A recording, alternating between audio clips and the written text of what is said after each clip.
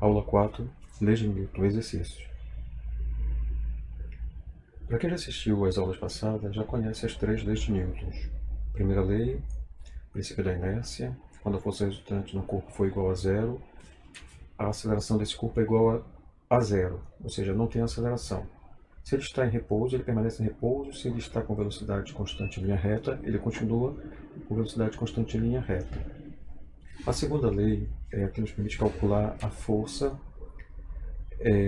desde que saibamos a massa e a aceleração. É conhecida como o princípio fundamental da dinâmica.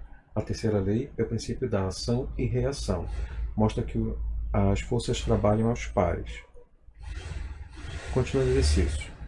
Sétima questão. Um corpo de massa m está sujeito à ação de uma força F, que o desloca segundo o eixo vertical no sentido contrário ao da força da gravidade. Se esse corpo se move com velocidade constante, é porque... Vamos observar a figura. Ele está dizendo que o corpo de massa m se desloca em sentido contrário da gravidade, né? Nós sabemos que a força peso, a força da gravidade, puxa o corpo para baixo. Então, se ele está em sentido contrário, ele se desloca para cima. Mas ele se desloca com velocidade constante. Vamos ver qual alternativa está correta. Letra A. A força F é maior do que a da gravidade.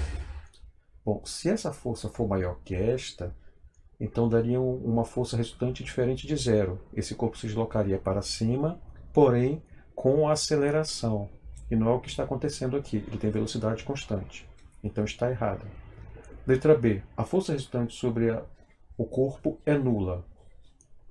Bom, se a força resultante é nula, significa que a força que está sendo feita menos a força peso tem que dar zero. Essa força está anulando essa. Se a força dá zero, significa que a força resultante é igual a zero, portanto o corpo ou ele permanece em repouso ou ele se desloca com velocidade constante. É o que está acontecendo aqui. A resposta correta seria a letra B. Vamos ver por que a letra C e a letra D e a letra E não estão corretas. Letra C. A força F é menor do que a da gravidade. Se a força F for menor do que a gravidade, então esse corpo ele vai cair, porque a resultante estaria apontando para baixo, cairia acelerando. Letra D. A diferença dos modos das duas forças é diferente de zero. Nós sabemos que, para que o corpo se desloque com velocidade constante, é preciso que a força resultante seja igual a zero. Letra E. A afirmação da questão está errada, pois qualquer que seja o F, o corpo estará acelerado, porque sempre existe a aceleração da gravidade. Está incorreto, né? Você sabe que, para que o corpo se desloque com velocidade constante, basta que essa força tenha o mesmo valor da força-peso. Aí uma força anula a outra, e se o corpo já estava parado, ele permanece parado. Se ele está em movimento, ele permanece em movimento, com velocidade constante. A resposta correta é a B. Oitava questão. Assinale a alternativa que apresenta ordenadamente a sequência de palavras que preenche corretamente as lacunas das frases abaixo.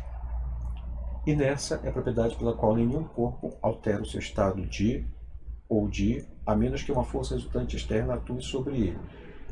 Podemos afirmar que a massa de um corpo é a medida de sua... Se um corpo A possui massa maior que outro corpo B, então a inércia do corpo A é... Vamos observar aqui, olha. A inércia é a propriedade pela qual nenhum corpo altera o seu estado de... Qual é o estado que ele não altera? Seu estado poderia ser chamado de estado de equilíbrio, né? Ou o seu estado de repouso ou movimento.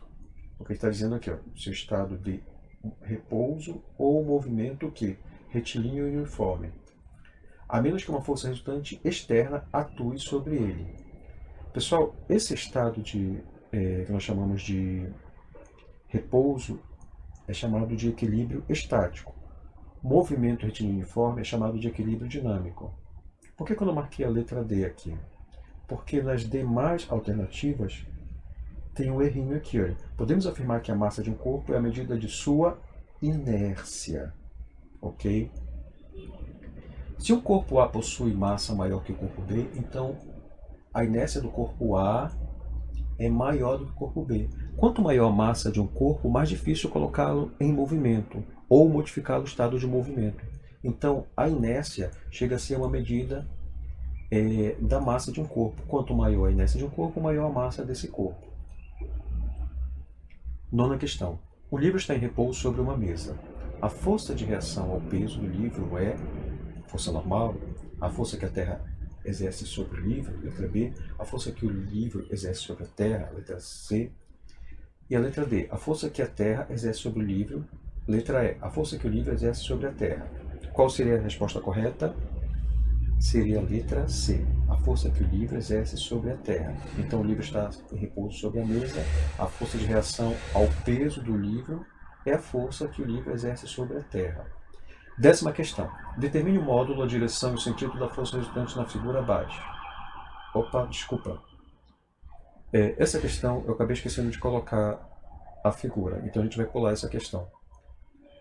11ª questão. Numa partícula estão sendo aplicadas duas forças de intensidade respectivamente iguais a 12 newtons e 5 newtons. Determine a intensidade da resultante quando as forças têm a mesma direção e o mesmo sentido. É a letra A. Letra B, tem sentidos contrários. Letra C, são perpendiculares entre si. Vamos para a letra A. Uma vale 12 newtons, a outra vale 5 newtons. Se elas têm a mesma direção e o mesmo sentido, então elas vão se somar. Nós vamos utilizar que a força resultante é igual ao somatório das forças que estão atuando nesse corpo. Portanto, nós temos força resultante igual a 12 mais 5, o resultado seria 17 newtons. Se elas têm sentidos contrários, se aqui nós somamos, aqui nós vamos colocar sinais diferentes. Na prática, nós vamos subtrair. Então, nós vamos ter 12 newtons menos 5 newtons resulta numa força, aliás, a força resultante será igual a 7 newtons. Continuando. Se as forças forem perpendiculares, olha, eu tenho uma força perpendicular a outra aqui, nesse exemplo, F1 e F2. Aí nós teremos que apelar para o teorema de Pitágoras, onde a força resultante seria igual à hipotenusa. E como é que a gente resolve? O quadrado da hipotenusa é igual à soma do quadrado dos catetos. Então nós colocamos aqui a força resultante ao quadrado igual a F1 ao quadrado mais F2 ao quadrado. Substituindo os valores, F1 vale 12, F2 vale 5. 12 ao quadrado é igual a 144. 5 ao quadrado é igual a 25. Somando os dois, nós teríamos força resultante ao quadrado é igual a 169 newtons ao quadrado. Mas nós queremos saber o valor da força resultante, não o valor dela ao quadrado. Então nós vamos tirar a raiz desse membro e desse membro aqui para obter o resultado. Tirando a raiz, força resultante vai ser a raiz de 169 newtons ao quadrado, que isso é igual a 13. Portanto, essa força resultante é igual a 13 newtons. Repare que aqui deu 17, que elas tinham a mesma direção e mesmo sentido, nós somamos. Aqui tinham sentidos opostos, então nós subtraímos, e aqui elas eram perpendiculares, então nós tivemos de utilizar o teorema de Pitágoras para poder resolver essa questão. 12ª. Resolve-se do mesmo jeito. 13ª. Em um concurso hípico, o cavalo para bruscamente defronte ao obstáculo. O cavaleiro é arremessado para frente devido a, letra A, conservação da energia cinética, letra B, ação e reação atuarem em corpos diferentes, letra C, atração gravitacional da Terra, letra D, conservação da energia potencial e letra E, inércia.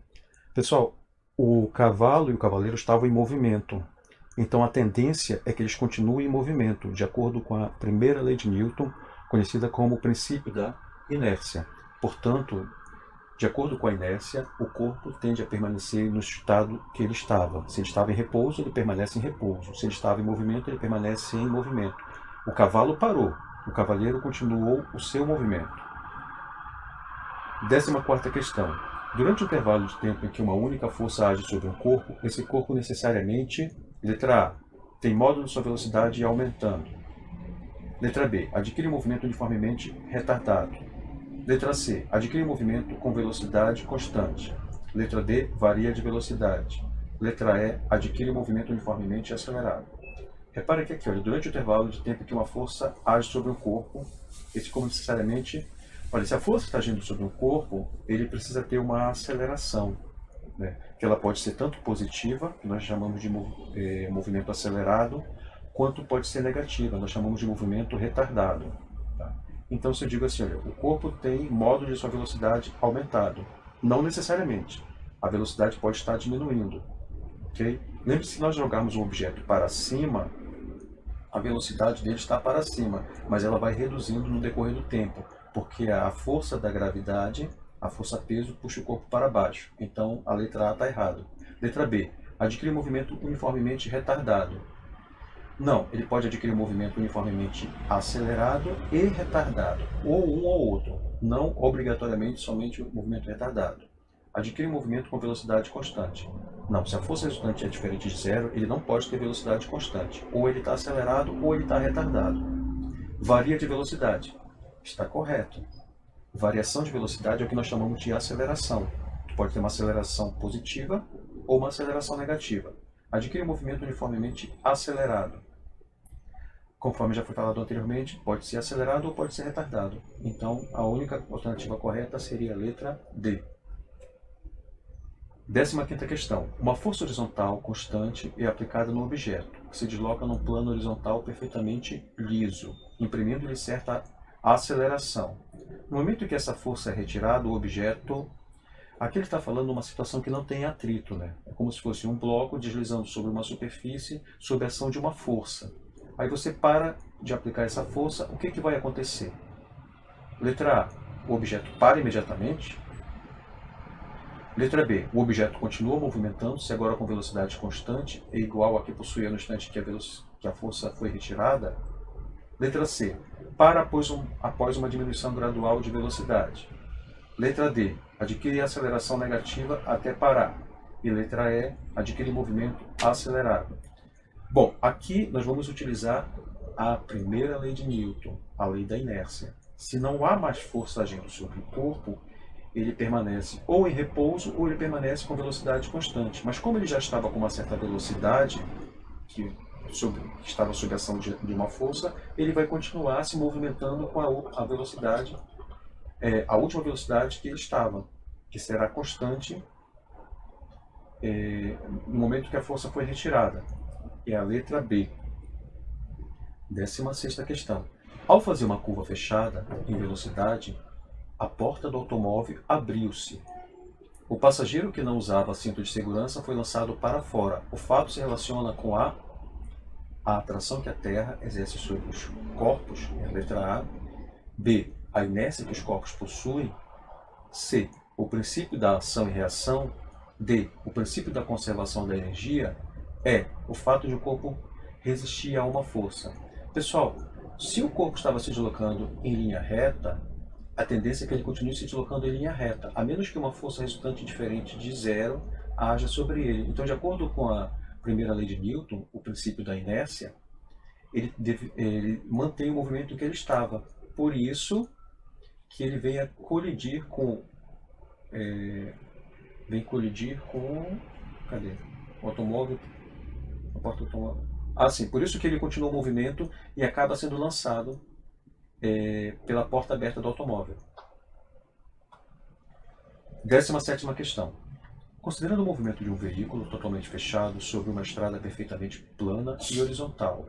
Nesse contexto, o solo constitui um sistema de referência inercial. E o campo gravitacional é considerado uniforme na região. Suponha que você se encontre sentado no interior desse veículo, sem poder observar nada do que acontece do lado de fora. Analise as seguintes afirmações relativas à situação descrita. Primeira situação. Se o movimento do veículo fosse retilíneo e uniforme, o resultado de qualquer experimento mecânico realizado no interior do veículo em movimento seria idêntico ao obtido no interior do veículo parado.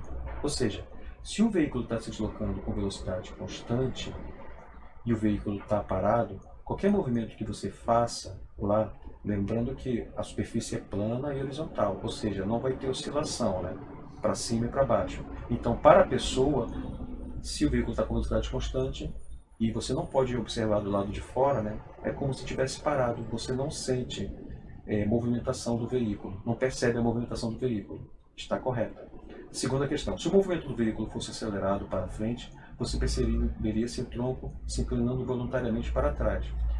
Lembra do seguinte, a tendência é que o corpo ele tende a permanecer no seu estado de movimento. Né? Se ele está parado, ele tende a permanecer parado. Se ele está em movimento, ele tende a permanecer em movimento. Então, se o veículo sofre uma aceleração, o teu corpo tende a permanecer no estado em que ele estava. Então, também está correta a segunda alternativa. Terceiro, se o movimento do veículo fosse acelerado para a direita, você perceberia seu tronco se inclinando involuntariamente para a esquerda. Também está correto, né? Você está indo em linha reta, aí de repente o veículo dobra para a direita. Então o teu corpo ele vai permanecer no mesmo sentido do movimento que ele estava anteriormente. Então a sensação que tu vais ter é que teu corpo vai estar se inclinando para a esquerda. A letra correta é a letra E.